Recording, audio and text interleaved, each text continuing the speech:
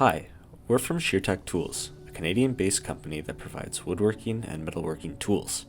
In this video, we will be giving a tutorial for upgrading the Kity 638 planer and thicknesser with the spiral cutter head from ShearTech Tools.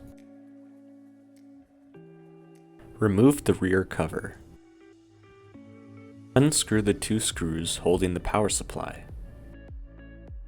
Dismantle the planing guide support. Unscrew the 4 motor fixing screws. Loosen the belt and remove it. Unscrew the 4 fixing screws connected to the press and drive roller covers.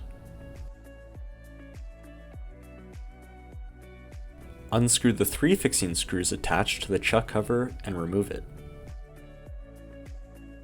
On the back of the planer, unscrew the 3 pinion retaining screws and remove the circlip.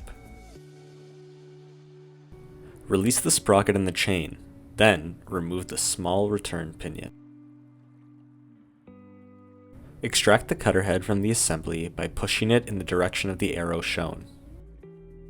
The cutter head should completely come out. The bearing on the pulley side is fitted into its housing and is not blocked by a circlip.